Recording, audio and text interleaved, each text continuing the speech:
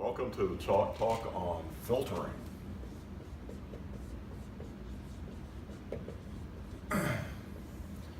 Filtering is a concept in electrical and computer engineering that's required in every information circuit that you use, from your telephone, cell phone, computer, iPad, whatever. Anything that processes, collects, distributes information is going to have filters. Some power circuits also have filters, usually for a little bit different reason, but they all fit under the context of filtering. To start with, we need to talk about ideal filters. Over here we have the four basic ideal filters. We have low pass, we have high pass, we have band pass, and we have band stop. Okay, these are the four classic shapes. We have the frequency axis, we have the gain or magnitude axis, and the plot relates which frequencies are passed. Filters are discriminatory. They pass certain frequencies and reject others. The pass band is where the gain is 1. The gain is 1. Pass band and the high pass filter is, of course, high frequencies above a corner frequency. That's what the omega C stands for. A band pass filter would be like a radio circuit where it only allows electrical energy between certain frequencies to pass. And a much lesser used filter is a band stop that rejects certain frequency bands and passes everything else. Okay, I've normalized the gain here to 1, and they're ideal because the shapes are squares. So that's what I mean when I use the word ideal filters. If we could realize, build, or implement a circuit that had these transfer functions, these responses, we would be done. We wouldn't need electrical computer engineers.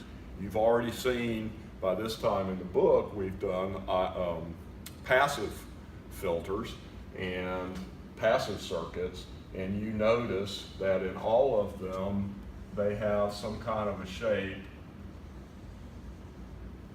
that's rounded. Okay, that's required by Paley-Wiener theory. You can't build a circuit that has the square response. Okay, so that's why information circuits are very, very important. Let's talk about the features of the filter types. So the first thing we need to discuss might be the region. So we have already used the word passband.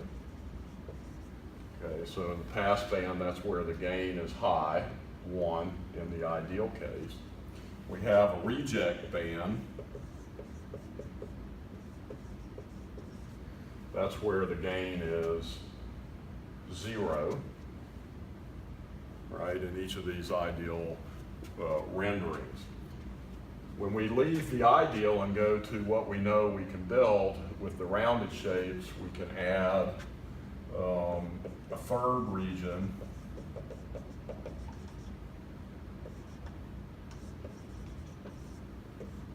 that lies between them, and I'll sort of indicate that. In this case, it's very imprecise to say, okay, here's the pass band, somewhere up here where the gain's high, and down here where the gain's low is the reject band.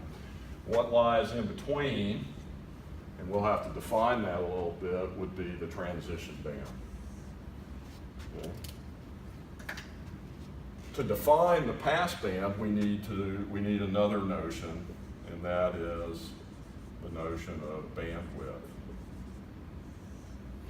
Bandwidth is literally going to be the region and frequency, and I'm going to put it here.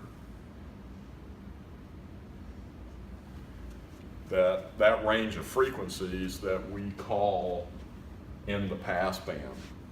Normally, for circuits, we use 3 dB bandwidth. 3 dB bandwidth says from the maximum to 3 dB down, that defines those gains are high enough, close enough to 1 to be considered in the passband. Okay? Only positive frequencies count in the bandwidth, so the bandwidth of a bandpass filter would be omega C high minus omega C low. The bandwidth for the high pass filter and the band stop filter is infinite because the gain is 1 out to infinity. We don't need the negative frequency parts over here because, as I said, the bandwidth is defined as only positive frequency ranges where the gain is sufficiently close to the max to be considered passband. You can do a similar notion to define the reject band, and then of course the transition bandwidth would be the space in between. We're not going to get involved in that in this class, in this book. Just kind of realize that those definitions exist. Lastly, I just want to say, because you can't build these ideals, these are models. Just kind of keep that in your mind. The gain does not have to be 1. Sometimes we want to amplify, sometimes we don't. Think about most of you will run into filters in the case of a sensor, like an accelerometer, where you will have to put a filter of some kind, usually a low pass. Probably nearly all filters that you'll run into will be either a low pass or a band pass.